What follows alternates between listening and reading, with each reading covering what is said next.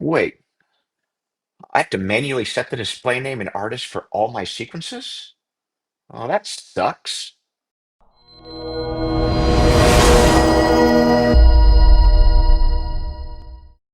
Yes, it does, especially if you have a ton of sequences. Also, I'm back. Most of you probably forgot this channel even existed. It was created actually a few years ago. A couple videos were uploaded, then nothing. But hopefully, I'll be able to fix that by creating more content that covers new features, updates, common issues, and different tips and tricks. So for the first video back, we'll be covering a new feature in the FPP plugin. A couple of them are pretty simple, and the final one will actually be the reason for this video. So first up is the ability to test the connection between the plugin and the API, whether you're using the Remote Falcon API or self-hosted.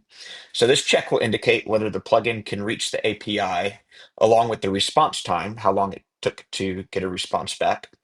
So it's pretty straightforward, but should be helpful in determining if there's any issues between the plugin and your API. And then next, rather than having to go to the file manager and hunt down the Remote Falcon listener logs, you'll be able to tail the most recent 50 lines directly in the plugin. So this will be nice for quick checks to see what might be going on with the plugin if there's any issues. And lastly, a common pain point amongst users for a while has been to have to manually enter sequence details in the sequences page of the control panel. So this is especially cumbersome if you tend to have more than 200 sequences and find yourself having to delete sequences to make room for other ones. Well, hopefully this next feature can help alleviate some of that headache. The latest plugin version will now have the ability to automatically fetch necessary information directly from MP3 tags. So I think this will best be explained just with a short demo. Now, the first thing you're going to need is an MP3 tag program that will allow you to modify the tag information in your sequence MP3 files. For Mac, I actually use a program called Tag Editor 2, which you can download from the App Store. And on Windows, a quick Google search should bring up plenty of different programs that you can use on Windows to modify your tags. So in your tag editor, you'll want to bring up all of the sequence MP3 files that you use with your sequences. And once open, you should be able to see and modify the necessary tags. So for this example, I slimmed it down to the three tags that will be used by the plugin to automatically sync that information. The three tags used are going to be title, artist, and comment. The title and artist are pretty self-explanatory, and you'll want to set these to whatever you want the display name to be in Remote Falcon for the title and the artist. Now, comment is going to be used for something a little bit different, and these are going to store the image URLs for those sequence if you choose to use image URL. So for ours, we're actually only going to set two of them. So we're going to have an image URL for this one and for this one, and then for the other two sequences, we won't have anything. And then once you have all your tags set, you'll want to make sure you save it, and this will save the tag information on the MP3. And most importantly, you want to re-upload those MP3 files to FPP. Because if you don't re-upload it, then FPP will not have the latest tag information for that MP3 file.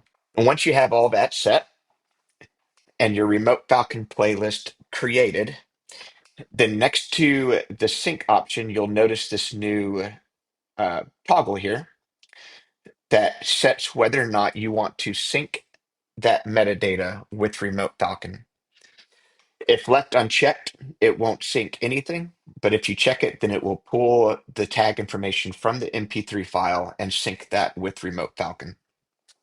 So for this first sync and back in Remote Falcon, so there are no sequences currently in my Remote Falcon page. I'm going to leave this unchecked and sync with Remote Falcon. And so we can see that it was synced. And if we refresh the page, we can now see that our 4 sequences were synced with Remote Falcon, but it does not have any extra information. And so the display name is actually default to the same name as the sequence that's being uploaded. So back in Remote Falcon plugin, we're going to click the sync metadata. And what this is going to do is this is now going to fetch all of that tag information that we saved directly in the MP3 file.